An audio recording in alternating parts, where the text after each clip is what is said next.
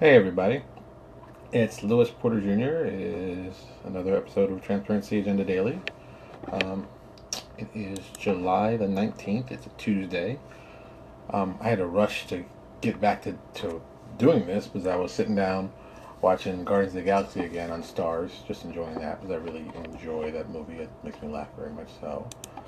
Um, that's about it. I'm trying to avoid the politics stuff because it comes to a point that as much as I love politics, and if you did not know, I have my degrees in political science, my bachelor's degree, and at one point I thought about running for politics, and then sanity kicked in, and I found out how sleazy that business was, so I avoided it like the plague. So you're like, holy cow, just yeah. But it's always in the back of my head, so I like political stuff. So stuff like that's going on now excites me as a fan of politics in general, but at the same time, it's like, holy cow, man. Some of this stuff is just so crazy. I cannot believe this is what's going on. So let's not even get involved with that craziness. And let's get involved with something a little more lighter, a little more fun, a little more exciting. All right, let's pull up some stuff. I'm just pulling up some fun stuff because, I've got so many windows open. That's right, you may not know. This is, I guess you haven't seen my office. It's kind of crazy. I have two monitors. I'm trying to get a third one. Yeah, I'm trying to go crazy. I'm trying to go 3 monitors deep. My first main monitor, of course, the one right in front of me. This is where I do most of my important work. The one to the right of me is usually where I have YouTube playing or Netflix or something like that to kind of distract me with the sound. So that's why if you see me looking over, that's what I'm looking at. So I'm looking at the screen. I've got like a bunch of, like I have YouTube up right now. I've got my Facebook page, of course, up, and some Gmail stuff. And then my center one, I got tons of just stuff. Just, oh my God. So this is my go-to page of just cool things that might pop up that are important to see. Ugh.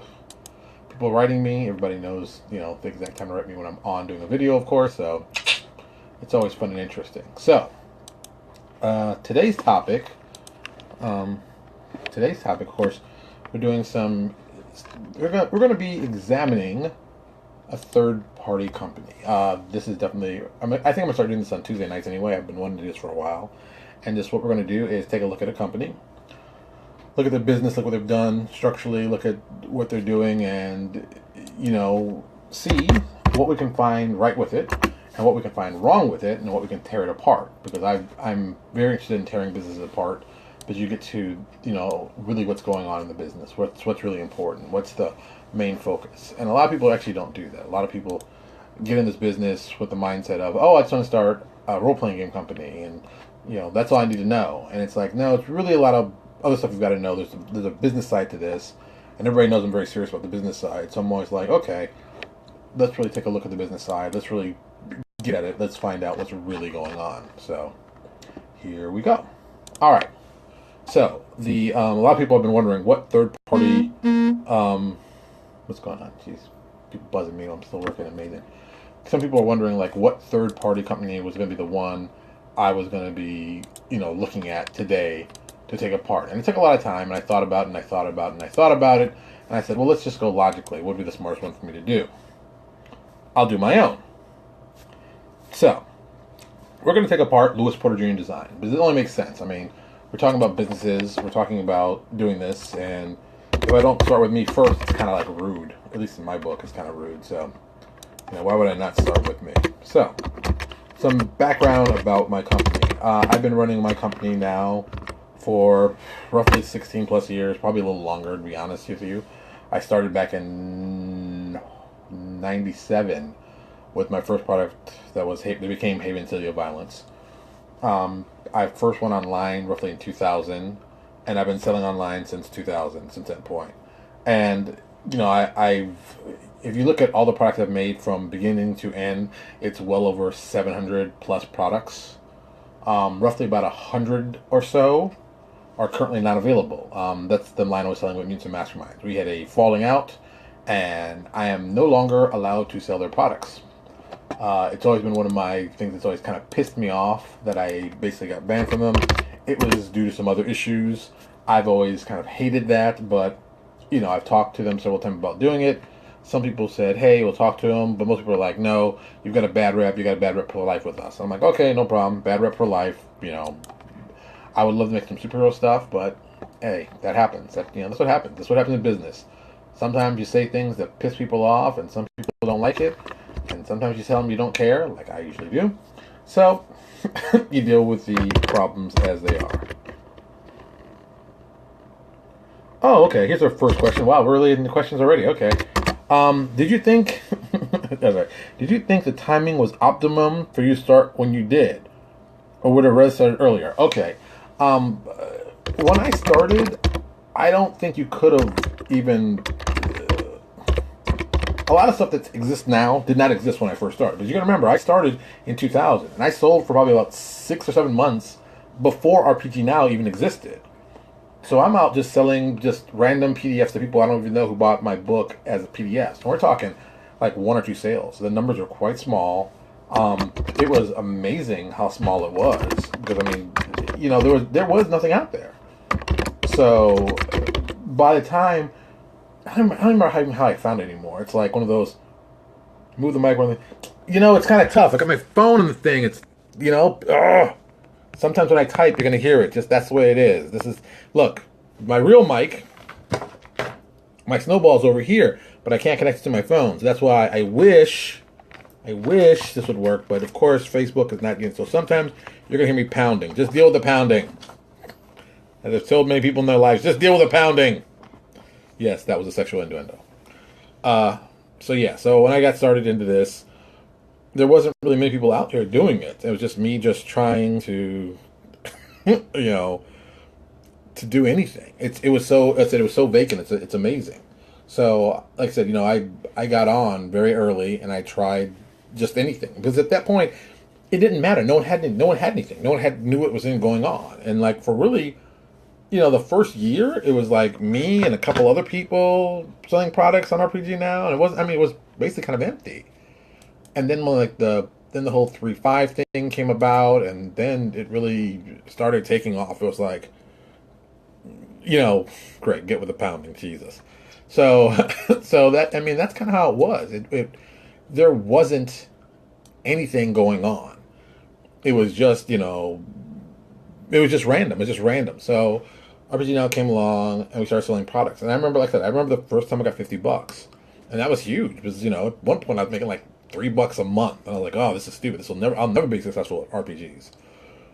And with RPG Now, it gave a central location that was focused that people could come and check for stuff. And at that point, we're talking, I didn't have a lot of products, and at first I was like, well, I'm going to sell Haven, and we're going to get Haven off the ground, and people are going to want to buy Haven because it's going to be an awesome game, and people are going to like it.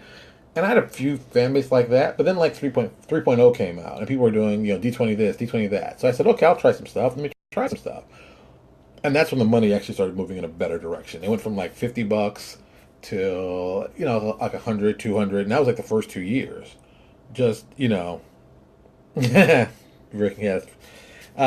Lucas put $3 a month. That sounds like freelance drawing averages. Yeah, that's how bad it was. I mean, it was this is 2000. So 2001, 2002, I started doing more D20 stuff, and I started adding more stuff and talking to more freelancers and getting them. Well, actually, initially I did a lot of the writing, and it was all garbage. It was just me just writing, and I'm a horrible writer, and I've always said that, but I didn't care. I just kept putting stuff out that I knew would sell and people would be interested in.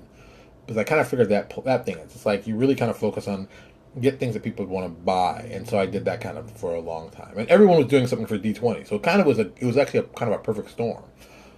I'd been on for about from 2000 to 2002, just understanding the process, understanding PDFs, and then at that time, if my memory's still right, but these dates are not totally 100% right. Monty Cook jumped on, and might have jumped on even later, maybe like 2004, but that's what I'm thinking, maybe. Like I said, it's been a long time. Before Monty went on, it was like me, Gareth Starka, Phil Reed. We were kind of like the only guys really doing stuff on a regular basis. And then when Monty came on, Monty kind of automatically legitimized what we were doing. His first book of Eldritch Might, came out, and it was a professionally done book. It was like people had never seen before, and at the time, RPG Now had the minimum $5 to check out, and that was a big thing. And he had a book that was that price, and we were all doing like kind of big books that go to the $5 checkout. And then I've told the story a million times, and it sounds stupid, But it's funny, Phil Reed started doing micro projects, like 2-3 page projects, and selling them for like $1 here, $1 there. And it wasn't an idea that I think any of us thought of before that. And we're like, oh my God, you can make them less and have people buy many and get out. Oh my God, they can check out. And that was for a couple of years that was going on. So, and during that time, I was really like focusing on, building the company, working on stuff. And it really wasn't until like we got involved with Mutants and Masterminds is where the money really, really ramped up the money. It went from okay to whoa. So, which is also kind of cool. A lot of people don't know this. We did a first run of Haven City of Violence, and we sold the majority of it to Studio to Publish. No, Ossium. Jesus, that's such how long it's been. Ossium. If you know the story about Ossium, these are the same guys who ran off with a bunch of money from a lot of third-party guys, including Green Ronin, who lost a lot of money. Like the first print run for Mutants and Masterminds, those guys stole that and ran with it. I mean, it was crazy. So a lot of people got nailed in that whole big hoopla that going on. I was kind of one of those people who kind of got nailed in that whole, implosion that they did, and it was pretty severe. So, so what kind of happened in my favor is that I had probably, I don't know how many books I had, like left over from Haven that had not sold, and they said, okay, look, and this is like right before it all came down. I don't think I've told a lot of people this. I think some people know, but this has been such a long time ago, I don't remember. Basically, Jim Falone said, hey, look, we got a lot of your books. We're going to send them down to a consolidator. And he's going to probably pay you like 10 cents on the dime. And you're not going to get a lot of money for them, but you'll get some money and, it'll be some money coming in. And I was like, okay, that's not bad. And the consolidator told me, it's like, okay, I'll pay you. And this is how crazy it was. Because I'll pay you, was it $50 a week? I'm going to pay you $50 a week till we get to the actual total. And it was like $2,500 or something like that. So it was like, it was something crazy like that. And even thinking back, it's kind of hard. I think it was like, and it took them like a year to pay. So I was getting $50 every week, and it'd go right in my PayPal account. Well, at this time when this was going on, Mutants and Masterminds were starting to kick up and start to really get really good. And at that time, I said, oh, okay, well, I need money to pay for stuff. I got this $50 every week coming in. Why don't I find workers to get them to work on projects, work on it, pay them out of that money, and then make more products, and just keep doing that. And that was my, for a year, that was my funding for our whole Mutant and Masterminds line and some of our D20 Modern line, is that this money came in, we did quick products, put them together, package them, put them out. And that continued, and that continued. And I can always remember this was crazy. Because in 2002, we were like doing like 100 some odd bucks a month. I remember that specifically. By the end of 2003, we were doing $400 a month. And at that point, I was like, wow, man, we're really moving. This is amazing. Holy cow. By the end of 2004, we were doing about $1,600 a month. So we had, 400% growth, and then another year 400% growth. And, it was crazy going on, because in the 2000s, like 2002, 2003, we're getting money coming in from this guy, paying us for our old stock, so just basically fueled us to make products very quickly. And that's when I got in the whole concept of, okay, small, fast products, put them out, package them, put them out. Just fire, forget, and keep going. And that became like a very strong, smart way to get product out quickly. And it's an easy way to capture a lot of a market very, very fast. Because, no one was doing a product a week. So I was grabbing a lot of real estate. This also going on, I was having conflicts with a lot of people because I was just arrogant and didn't give a care. And still, even much worse now. I mean, much worse then than I am now. And one of my, D20 Modern came out, and I'm a big D20 Modern fan. I was like, oh, I love this. This is some stuff. And I started putting out stuff for D20 Modern. And I kept hammering stuff we were doing. And while this was going on, this is the other weird part. Actually, I better type this in my notes too, because I'll forget this. This is one of those ones that it's kind of interesting. So here's some clippings, just deal with it. At the time, D20 Modern had come out, and D20 Modern was very, very popular, very, very big. And at the same time, AEG was putting out not Strike Force, Shadow Force Archer is what the name of it was, but Spycraft. Thank you, almost forgot. Spycraft was their espionage line. Haven City Violence had a pretty good following, had a pretty focused people following it, and people liked it. And I heard that they were going to be doing Spycraft, and that Spycraft appealed to me totally. Everything about it, look and everything, and I wanted to get part of them. And they kept saying, yes, we're going to be doing a license powered by Spycraft. And I was like, oh, awesome. One of the guys who worked on it, this is still right, it's Alex Flagg. Alex Flagg was going to do a series that was going to be called 10,000 Bullets. It was going to be very, very similar to what Haven City of Violence was. And I wanted to put Haven in Spycraft. I thought it would have made a great sale for us. It was a good deal. It worked perfectly. But they never seemed to wanted to catch it. They were like, yeah, we'll get something together. And I'm like, well, I'm really interested. I want to do something. And they kept like kind of pushing me off about it. And I couldn't figure out what it was. And then I finally realized, because I'm just a little naive, that they were trying to push 10,000 Bullets as being the next big thing. And, why would they want to compete with me and 10,000 Bullets when they could have 10,000 Bullets internally for a guy who works on the stuff? So it made a lot of sense like that. So that kind of happened. And when it did, I kind of said, okay, I've got to convert Haven City of Violence to D20 Modern, because the money was there. People wanted, that was the word. People liked Haven. They wanted it for D20 Modern. But I'm like, my system's better. Like, I don't care about your system. I care about playing in your world. We like your world. You should make some products for us for D20 Modern. And so I finally cracked down and said, okay, I'll make some stuff for D20 Modern. And that just started selling. Like hotcakes. And remember, this is all through RPG Now. I mean, at this time, I don't even think drive-through was even in existence at this time. It's been such a long time, it's hard to remember. But like, it was one of those things that just happened to work the way it did, and it was kind of amazing, how this is going on. And yeah, man, like I said, it's just crazy. It's so weird. So this is all going on, and I'm generating a lot of money. And at this point, I did kind of a smart thing that I always said this was one of the best ideas that I ever came up with. So we're making a lot of money, we're getting a lot of stuff in, and my car was having some issues. So I decided, okay, let me do something crazy. Since we're generating so much money, and this is like 2004, 2005-ish, I'm like, well, 2004 really, when I bought a new car. But I bought the car using my sales on PDFs. So put the down payment down, and all the car payments were because of the stuff we were making through RPG Now. And it just was coming in, and I hadn't really done any printing. The last thing I printed was back in 2000. So this is like 4 or 5 years later. Print on demand had not even kind of worked together. So it's still just PDF sales. And at that point, you started looking at other places to go to acquire things to sell. So during the early 2000s, 2005, I started doing stock art. And, I did stock art, and I'll say it again, I did stock art before anybody was really doing stock art on a regular basis. Our image portfolio series, when we told people we were doing it, we got badmouthed. For people were like, oh, it's garbage. How could you do that? This is scab work. You're getting these artists who aren't any good. And people went crazy over it. And I thought it was hilarious, at least from my perspective, because I was like, why do people care so much about this? Why is it such a big thing? And people hated me for it. And I loved it. I mean, I'm not going to lie. I really love sticking it to people and making them thing. And it's a total ego boost on mine. It's 100% of me going, oh, this is awesome ego. I'm loving it. This is great. Oh my goodness. And that's the way I felt about it. Boom. And it wasn't the right feeling, but it felt good to me, because I knew that stock art was something that people wanted.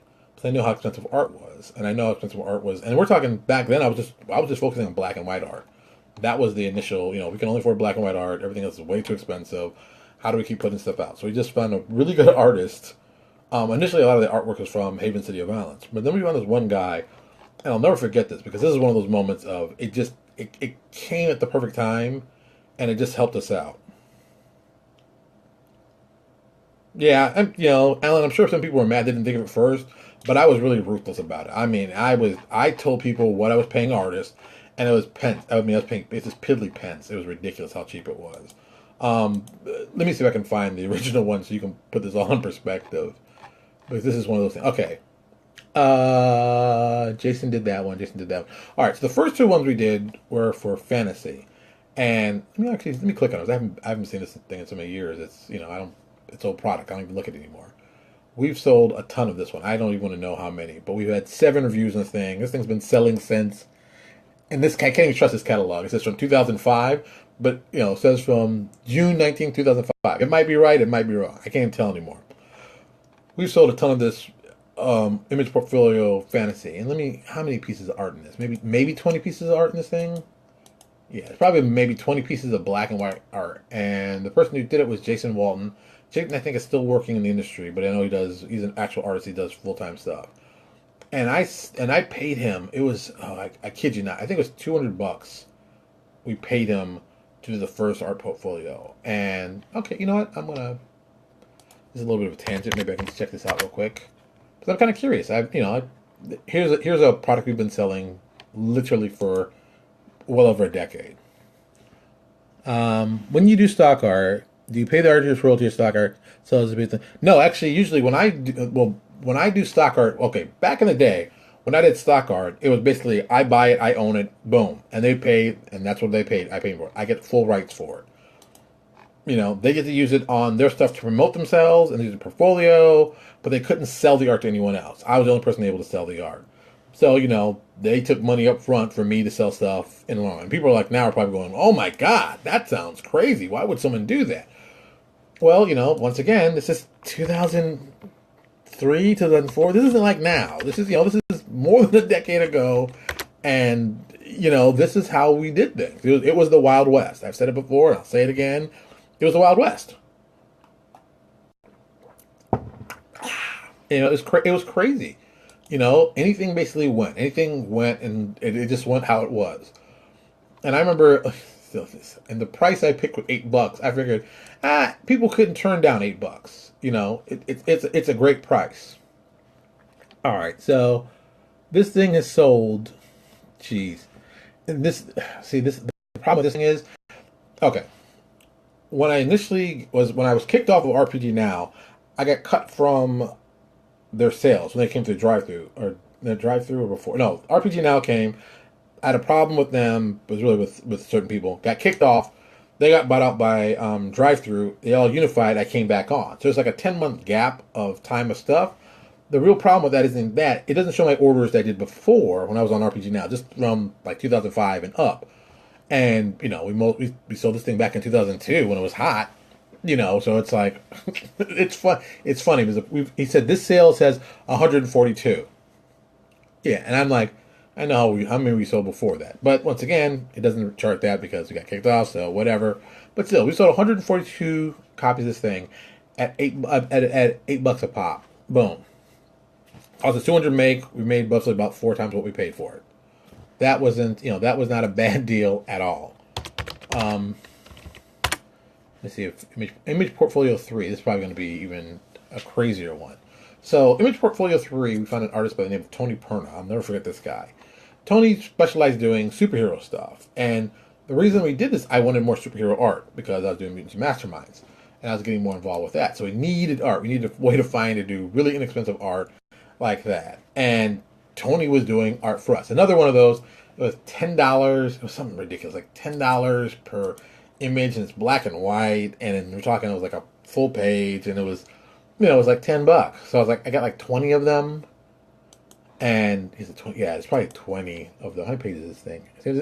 This is how old it is. It doesn't tell you how many pages it were because we didn't have any at the time. So we were doing full page images, and then Tony did a bunch of these. And these superhero ones sold perfectly. Because guys who were doing Mutants and Masterminds, they did superhero work. There's tons of fantasy art, not a lot of superheroes. So we put the first one out.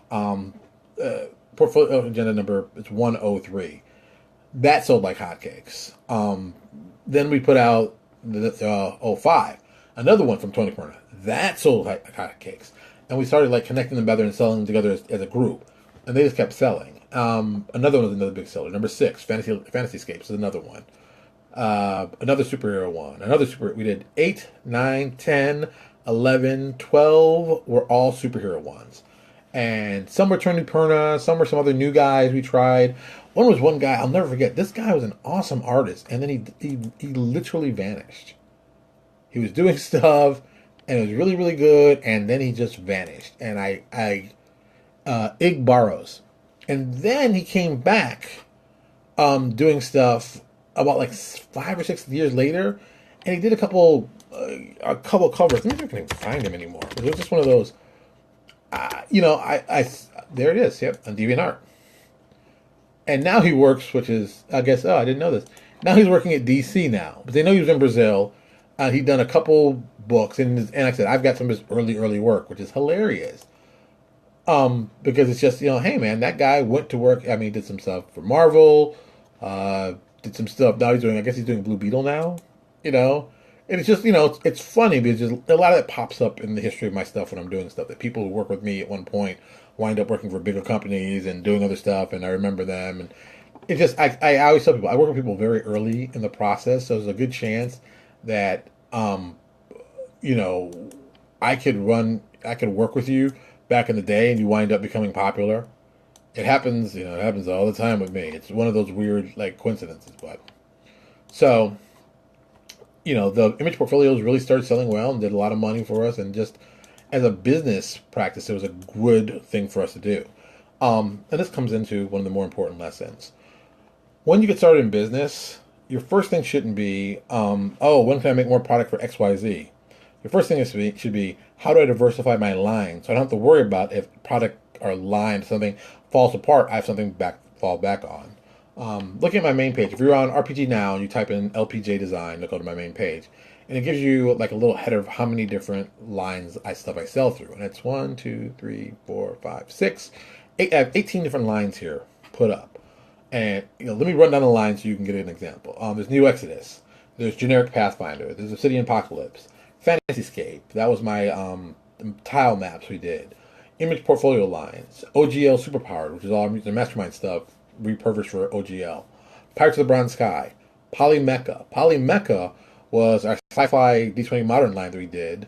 Sidetrack Adventure Weekly was our 3.5 weekly series that we tried when we were working with the Were Cabbages. Haven City of Violence, that's a D20 modern version. Haven Full Metal Zero, that was our spy line we were developing because we were going to do a spy espionage line from D20 Modern. Haven City of Bronze, that was going to be our pulp era stuff. It was our pulp era stuff we did some stuff on. Sanctuary City of Secrets, that's our West Coast version of Haven City of Violence. The True Arcane Story was basically taking a look at the creation of all the cool traditional arcane magic items from OGL 3.5, 3.0 and converting them into cool stories and giving them variations of that. Deathmate, this is actually a great idea that never went anywhere. I talked to a guy about doing music because I wanted to get more into doing music. I'm always a big fan of music, so it's like, I wish I could do music. I wish I could do some cool stuff. So I did 2 audio products. There's 2 of them, and the line is called Deathmate, and it never really went anywhere. And I kept saying, I'm gonna go back to this, and it's just music, just something I wanted to do. D20 Shakespeare. I converted Shakespeare stories into D20 products. Let's see which ones we did. Henry V, Macbeth, Othello, and Romeo and Juliet. And they're actually not pretty bad. It's actually a cool idea. I thought it helped us in a different way. We sold a lot of them for a relatively cheap price, and I thought a lot of people were very interested in it. I was surprised some people were interested, but it's kind of a cool idea. Lost Classes, that's something we did for OGL. And then Modern Day Maps was our Modern Day Maps line you could use if you needed maps for your games. And this is just the stuff, they're all different categories for all different stuff. And they're all important for all different reasons, and they affect different things. Because if you put all your eggs in one basket, like most people do this, they're doing Pathfinder and 5e, and that's what they're doing. That's their entire company's basis, and they don't have anything like an art that has nothing to do with the thing they're connecting to. They have nothing to save them. So let's suppose, and let me tell you, this actually happened. There's a Mutants and Masterminds, so this story plays in perfectly. When I was working on Mutants and Masterminds, they because they lost the money with Ossium, they left, and they had to do another version of Mutants and Masterminds, a second edition. When I heard they were doing a second edition, I was like, we just put all this money in to the first edition stuff. I was going to convert it because I knew that was a bad plan for me. So I went online and I told them, I was like, look, we're not going to be converting the first edition stuff. We like the first edition stuff, and it just was too expensive. That's what it really was. And for me, I always thought it was a bad thing to do to the customer. The customer already paid for one. I don't want to pay for the same thing over and over. I really don't like that. Some people do that, like, I'm going to give you a version here, and then another version here. Hey, what's up, Jeremy? And just, that kind of thing. I didn't want to do that. I did not want to do that. That was not what I wanted to do. So, I said, oh, I'm not going to do it. I'm not going to support it. I'm just going to walk away from it. And, we're talking about, for me to Masterminds, that was 100 products I walked away. And you can see the sales. I mean, the sales are sailing up. I mean, if you go to OGL Superpowered on my links here, you're going to see there's a couple books that did so well. That was so amazing. We had a series called Power Corrupts. The original one was written by Lee Hammock, who went on to work at DC Comics, Paizo, and now, not Paizo, but the Goblin Works. He was doing their video game, and then he did Power Corrupts for me. Power Corrupts he did for $200, and it was just 50 powers. So we put 50 powers, and this is the book that we knew. Once we did it, we knew we were going to be huge in Mutual Masterminds. He put out a quick book with 57 powers they didn't have because Lee, like me, is another superhero fan. We're a big comic book fan, so we said, okay, let's make the product for it. Let's go for Mutual Masterminds, and we gave this really great cover, and it sold. It sold so well. The first day, we moved. It was like 150, 160 units, and we're talking back then. That product was, so it's $2.99 now, but it probably was like $3.50. And remember, the book only cost me $200 to make, plus the art, which was all Tony Perner's art that I had for Image Portfolio, so technically it was free for me. Yeah, man, it's crazy. It's crazy. Would you ever convert those old products to another Supers game? I've always thought about doing it, Lucas. It's more of the issue of once you attach yourself to some kind of product or identity, you're kind of stuck with it, good, bad, or right. So if it changes, you've got to change. And I don't always like I said, I don't like reselling people the same thing. So fundamentally, I get it. I also believe, this is a personal thing, I don't think gaming companies should be like video game companies. It isn't like every year I'm going to update a new product and you've got to buy all the new stuff again. I mean, video games, yeah, I get that. Role-playing games shouldn't follow that model. It's a dumb model to follow. Keep selling the same book over and over and over and over and over. And maybe if you do some updates, you don't call it a new, you don't say, we're not doing a second edition. We're just revising the edition again. We're going to clean up some mistakes we found out and just boom. And then leave the old books like they are. When they run out of sales on the old books, you reprint them then. But everything's digital now, so you can fix the PDF and maybe never sell it again. Or even crazy, fix the PDF, we'll sell it print on demand. It doesn't cost us any money out of the pocket to do it. We fix the little thing and we keep it moving. I think that's a better long-term plan. I think that's the smarter plan. A lot of people don't. A lot of people want to say, "Oh, let me print it and redo it again." No, man, print on demand. Fly. Print on demand. Yeah, the graphics process. Yeah, it's once you basically kind of built the file and you got it once, you can keep editing it as long as you can, as long as the program keeps advancing. I mean, InDesign, I started using InDesign in 2004, and the old one, the files I think are still somewhere. I still have some on my computer. Jeez, it's funny to say it like that. I still have some on my computer, and it's just too many people think like computer games. I need to do another edition. I need to do another edition. I need to do another edition. I'm a big believer in there's a book called The 22 Immutable Laws of Marketing. Now I got to put it in my notes because I've said it. Jeez. Yeah, if you didn't know anything I say, I usually type in the notes so you can find it later on the bottom of our YouTube, so you can check it out there. Immutable Laws. Type that in. Yeah, I'll get that later.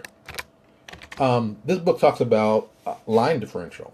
When it gets to a point where you have Coke, then Diet Coke, and then caffeine Coke, and then diet-free caffeine Coke, and then you get a line extension, so you just and you just keep going down the line. That's not good for business. That's really not. You're not really changing much. So, that's what people do when they go to this edition and this edition. Also, people buy less and less as the line goes further down the division too. So, you've got to really think about, do you want to get another product and maybe sell 75% of what the original product sold. And then you get another product to that, it sells 75% of the one before it. And it keeps dwindling down until it becomes, just not viable. And a lot of people get caught in that whole mentality of that kind of stuff. And I think that becomes a problem. That's a big problem, at least in my view. So, yeah, that's it. That's for me. All right, so let's talk about some positive things I've done. And these are things you can use for yourself. First thing, I kept prices down. I kept prices down in the production of my products. Find a way to do your products cheaper and cheaper and cheaper. If you can't do it cheaper, do it in black and white. If you tell me, oh, it's not going to look good. If it's not going to look good in black and white, I don't care. Make it look good in black and white. There's tons of graphic design books that tell you how to design in black and white. I've had a couple of them on my bookshelf. They're not there anymore because I know how to design in black and white. Go to a library. Boom. Go to a library, get the book out, check the information, boom. Leg it, return it, didn't cost you anything. Save yourself some money, and you got some good knowledge you can keep forever. Number 1. Number 2, set yourself up to a schedule to release on a regular basis. And let me define what regular basis is. 1 product a week, every week for as long as you can do it. Rogue Genius did it. Super Genius has done it. Legendary Games, I think, is doing it now. Anybody follows this plan, I kid you not, the weekly release of a product, you will take massive chunks out of an industry. Because, and if you make the product low enough, and I'm not talking like you release $12 products every month. That's just not going to work. That's not going to work. What you want to do is release $2 products, $3 products that turn over quickly. Mash them all together, boom, print on demand or do a bundle. This is from Lucas. Tristat, D20, full system, no art, cheap, the broke person. Yeah, I mean, people want to play, and if you and you can still make a good looking product, even though you don't have a lot of art. You just pick the right art. Pick the right art, focus on the good graphic design. If it looks professional, that's 90% of it. Because most people just slam something together. And they're like, crap, I don't care. Just crap it out. People will buy it. People don't buy crap. If it looks awesome and they pick it up, oh, that's cool, and the rules inside are even better, you've got yourself a guy for life. You got him. Because you're only going to get better. And remember, don't compare yourself, your company, to me. Okay, I got 16 years experience. If I want to actually go after a company to rip the shreds, I can do that. I know all kinds of tactics that work very well. Oh, that's another thing I'm supposed to get for you guys. There you go. All right. Here's a book. Here's one of my favorite books.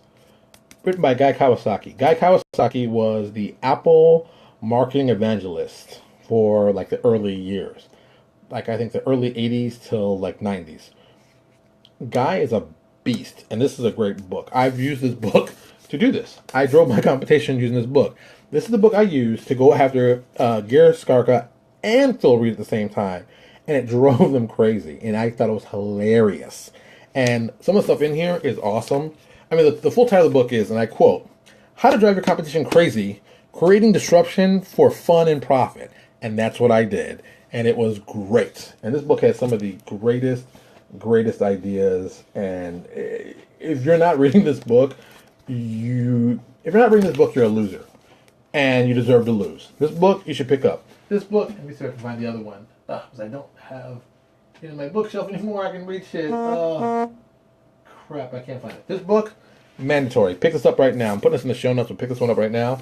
The other book is called Rules for Revolutionaries, written by Guy Kawasaki. It's all about developing teams that work very well together. It's kind of a companion to that. Why can't I find it? Did I get my copy away? That's what happens when you have a lot of books. You get stuff. Links to the book. Yeah, there will be links. If you look, okay, for everybody who doesn't know, this is why I tell everybody to go to our YouTube page. We have a YouTube page. You can go to our YouTube page, search for Louis Porter Jr. or Transparency Agenda. It should pop up. On the bottom of this video, we'll put links for all these books that you can buy from Amazon. Check it out there and see all this stuff. That's where I'm going to find. That's where I do all this stuff. I don't put it in Facebook because it's not going to keep forever. That's why I put it on YouTube. That's why I keep telling everybody, go to YouTube. Subscribe to YouTube. Once you subscribe, once this video goes up, you can check the links and find all the stuff I'm talking about. Very important. All right. Would you really recommend considering to... Wait a minute. I misread this. Would you really recommend that considering the bore reduction is quite high, especially if you're going to quality established... Let's see, I got to read this more. Okay. I'm an old school publishing guy, and I believe this. You should make good looking products. Always. I don't care if you can't afford to make it. Understand what makes a good looking product. Look, you can't compete with Paizo. Don't. It's stupid for you to do that. It's a waste of your time. It's a waste of money. You'll be aggravated and upset. Don't do that. That's just stupid. What you need to do is find a target that you're comparable with.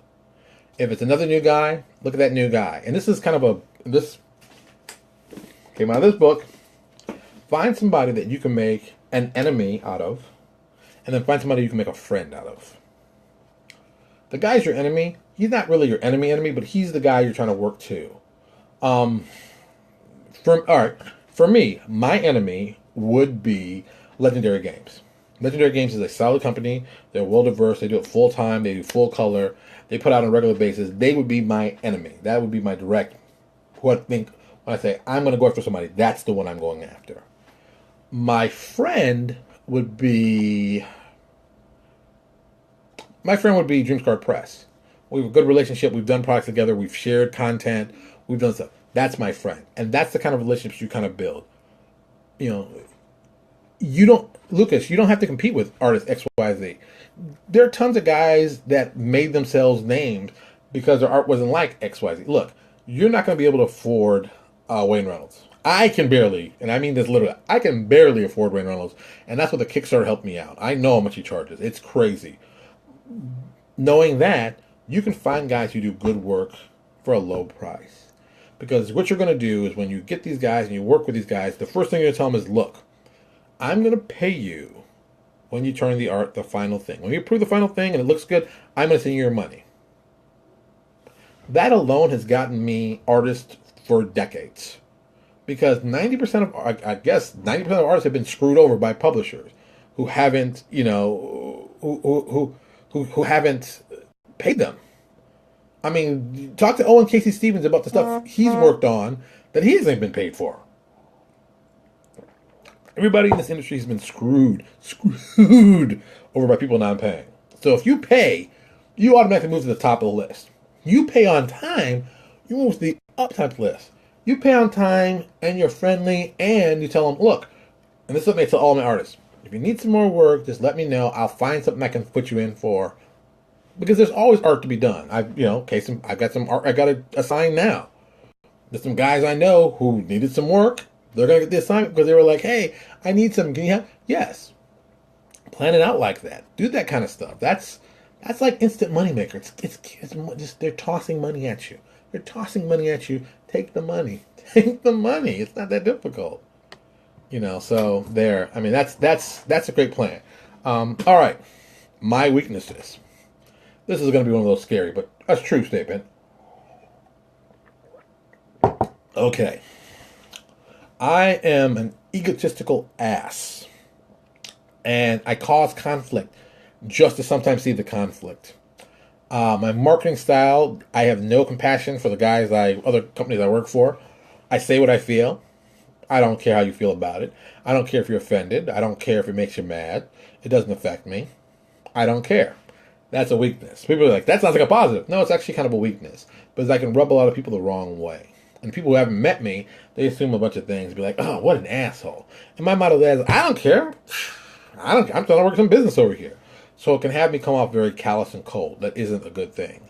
Number two, I don't play as much as I'd like to and should. Especially the products I'm making.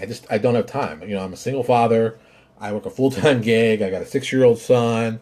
Everybody knows he's got seizure disorder, so I'm dealing with those issues, dealing with him going to school, dealing with my, my business, my room that looks like a goddamn bomb went off on it. I'm doing all this thing. So time is very valuable to me.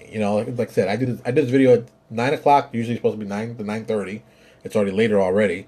It's, it's just the way it is. And so I don't actually get to do as much work personally, me, involved in the writing I'd like to do. That's something. Yeah. Here's one that I think most people can understand. I have my own personal fears about, I tell people, people are going to find out I'm a fraud. I'm a fraud. Oh my God, people are going to find out I'm a fraud. I think that one constantly. I think most creative people do. But, and I know it's not true, but in the back of my mind, it's like, you're a fraud. You're a total fraud. You're faking this stuff. You're not really any good. You're just faking it. You're just and it's just, it goes in your mind. You're like, oh, I am a fraud. They're going to find out that I don't know what I'm talking about. Oh my God, they're not going to. That happens all the time, man. It's just, God, man. It's just, I'm a fraud. I think that, yeah, Jacob, thanks, but it's like, dude, we all think we're frauds at one time. We all think we're faking it, and I think it also helps you in the long run, but we believe that. Um, oh, how do I get people to play test on my work? That is a problem that my writers have to deal with. I tell my writers, here's the stuff I want you to write. Bring it back to me. Let me see what it looks like. Let's see. And what I usually will do, depending on how I feel, if they play test it, the first draft that might come in, we'll put it online for free. Like we did that with the Machine Smith, and we did it just recently with the Protean Scribe. We put them 100% up for free. You can take them, take a look at them, see what the problem is, and we people go through them and just rip them apart. I now believe wholeheartedly, you should give away the first draft of your item product thing for free. Just give away for free. It doesn't matter. People are like, "What are you crazy, man?" He was like, "Why would you give it away for free? You need that money. Give it away for free." But it gives people a second to look at your product. The biggest problem, if you're a publisher, is to get people to look at your product. If you give away a product for free, they're going to take it. They're going to take it. They're going to look at it. Some guys are going to read it. Some guys are going to forget about it. Some guys are going to just take it. But there'll be that small, tiny few that read it, like it, and make suggestions why you should change stuff. And let them talk about it. Put it everywhere. Say, "Oh, we got a free thing. Put it up. Check it out." And get as much feedback as you can. And then when you get that feedback and see what works and see what doesn't work, then you take your own personal group and you go, "Okay, here's the product we have. This is we want to test it out. You guys go through and let's play it and use it in games." Michael McCarthy made the Protean Scribe. He gave it to his group, and they ran it through stuff. They saw the reviews online and stuff like that, and they ran it through their own personal stuff. We put the edition out. Like 2 weeks after we released it, he found some stuff that people noticed when they were like playing, and he's like, "Oh crap, we got to put that in there." So he basically said, "Okay, send me another one." We revamped that and put that online and updated it and sent it out again with the updated one. So it's like, you can always, we make PDFs. You can always update it anytime you want, every time you want, and keep updating it to get it excited. Products sell better when they're free. The one of the best selling products I have was the Machine Smith. The Machine Smith was an awesome selling product for me. I'm amazed how well it sold. Still to this day. It is, let me say, okay. I want to look. I don't want to tell you exactly how many I sold because this is still selling. But I will give you some perspective for this. So you can put it kind of in your own. Maybe this thing to come up. If it comes up. I'm hoping it comes up. Slow computer, which is surprising since my computer is a beast. Just one of those evenings, I guess. So when we did Machine Smith, wow, I sold that many? See, I don't see Machine Smith a lot anymore. I don't look at it because I've gotten to a certain point. Let's put it this way. Machine Smith was added to our catalog in March 27th, 2012. Now, putting this product online to sell, I put it online for free first. People went through it, went crazy about it, loved it, made comments, came back, boom. We revised it, put it out again, let them play it again. They made the changes, we brought it back, we revised it, boom. Okay. We had 2 go-arounds where we got free versions of it. The finished version added some more stuff we added plus prestige classes. And then I did something that, to this day, it is counterintuitive to who I am as a person. That being said, I still did it and it was the best decision we ever made and it was pure genius. Okay? And now I'm just talking about RPG now. We have sold well over 500 copies of Machine Smith. Now remember when I told you 100 copy seller at RPG Now is a great seller. So this is at least 5 times as much as that. Now here's where it gets even crazier. So I want you to think about this for a second. Currently, we have 200 more copies in people's wish list to buy. Now, remember when I said this product's over 500, we got 200 left. I also mentioned, I told you, the product is available for free online that you can check out and see at d20pfsrd.com. Is that .com or .org? They're not gonna have there. See. I hate when I have to add so much stuff to my notes tonight. It's gonna be a long night. D20pfsrd. Boom. You can go inside here. .com. See .com. type in the word Machine Smith. Oh, look, right here. It's OGL content right there.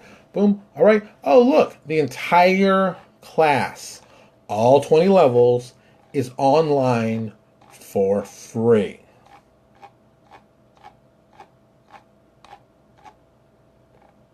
And 1, 2, 3, 4. Oh, is this on there too? Oh, yes. And all of our archetypes are on here also. All of the 4 archetypes we did are on this too. The entire class is available online for free. The entire class is on here for free. But it's still one of my best sellers of all times. Does that make any sense? How is it that we have a product that we gave away for free that sells, is outsold 95% of the product I make? How? I have no idea. No idea.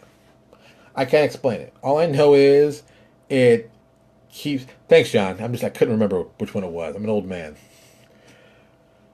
It sells like hotcakes. And we have it selling here. We also have it selling at Pathfinder, at Paizo, drive-through. But it's here for free. You don't have to. You don't have to buy it. You can just use it. But people have bought it because they see it's an awesome product. It's sold well. It's done very well. People pick it up. Boom. And it goes. I can't explain it. I can't explain it. All I can tell you is that I know that because this is online, this has guaranteed me sales. That's been proven time and time again. It doesn't make sense. It doesn't have to. All I have to do is just wait for the sales. So, there you go. What are the weaknesses? I don't release enough products. I released very few products this year. And for Pathfinder, I think I released our first one like 2 weeks ago. So, for the last 7 months, we released one product. I've been working on New Exodus and Crisis. We've been working on them, and Crisis is basically done, except for some artwork. And New Exodus is done, except for the editing. We're going through the editing phase right now. Chapter 3, the guys are working on. But, we're done. And I tell people that once I'm done with those 2 projects, we might start doing some more. We're starting doing some now. Where I did the whole open call for Undefeatable. But, we've been focusing really on New Exodus and Crisis. And once those get done, boom, we're putting stuff out. Okay, it's late. It's really late. I didn't realize it was this late already. All right, even though I'm watching the clock. All right, so like I said, there's a lot of stuff going on this one. A lot of stuff. I hope I've answered some of your questions. If you have any more questions, do me a favor. Either shoot me an email here on Facebook or shoot me on YouTube. If you do it on YouTube, I'll get a better response. At least in my store, Steve Russell insisted having content for... Yeah. John just commented. John owns D20 PFSRD, and I agree with this. At least in my store, Steve Russell from Right Publishing, rest in peace, insisted in having the content on D20 PFSRD. It was a massive boost for his sales. I agree. I don't understand why it is. It doesn't make logical sense to me, but it does. So think about that. If you guys are going to be doing products, fly, put it on there. Put it on there. It doesn't hurt. It's free. If you don't think it works, you'll see quickly. But I'll tell you, it works. It works. It's eerie, but it works. That's all I can say to that. All right. I'm done for the night. I'm going to kill this fly that's in my room that's driving me crazy because God knows I can't stand flies. I got to put this video up. God, it's so hot in my room already. I live in Florida. Oh, you fly, you're going to die screaming. Someone sending me a note. Don't they know that I'm on the video? Ugh.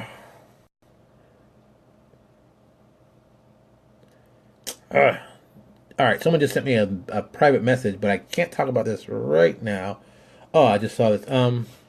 What does your game chart look like producing a product? Okay, I'll do this one real quick. James, I've been working on books so quickly, so much. I don't even have an outline. I can do it in my head right now. I've been involved in publishing a long time, so I can move very quickly. Let me give you the basic order how you should do stuff, at least how I do stuff. Number 1, I come up with a concept. Get a good concept idea. I either have it down to a paragraph or a sentence that I can pitch to the guy I'm selling to, or something else to reference it from. Great example, the Protean Scribe. I told Michael, hey, I want to do a character that can make things out of out of the air and change like the dynamics in the game, think Green Lantern. That was the tagline I used for him.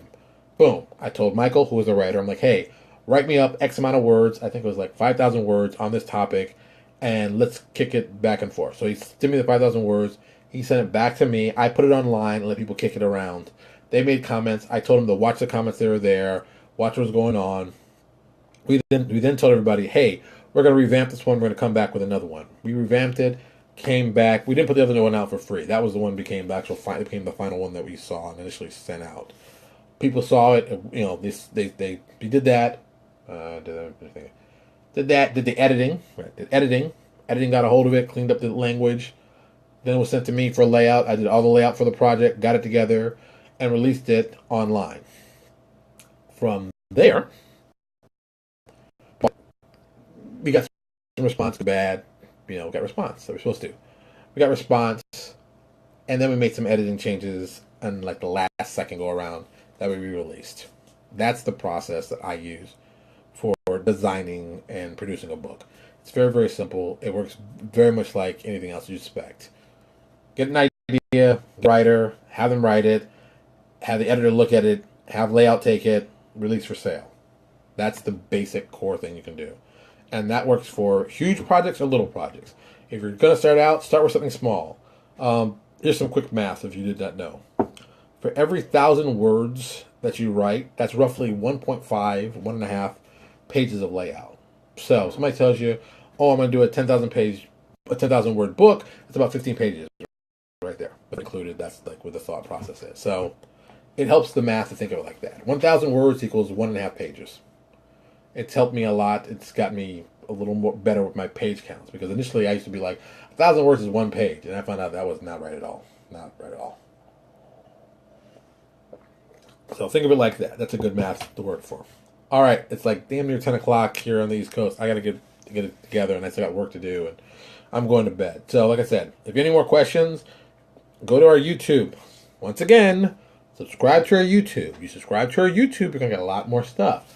Go to our Facebook page, subscribe there. We'll still do links there. But once again, our YouTube page is very important, because with our YouTube page, you get a lot of the answers to the questions and the notes that you don't always find here. All right, I'm getting out of here. You all have a good night. Tomorrow will be Wednesday. We're going to be doing, of course, comic book roundup. I don't know what comes out tomorrow. I'm going to see how we can tie some cool stuff in, some cool art you can think about. And Thursday, I don't know. Maybe we'll just talk about crazy stuff that's going on in the world of gaming. Oh, what am I talking about? Thursday will be the first day of San Diego Comic-Con. That I am not there again for another year. I'll tell you a story about that on Thursday. It's kind of crazy. All right, everybody. Thank you so much for your help, and I'll talk to you all later.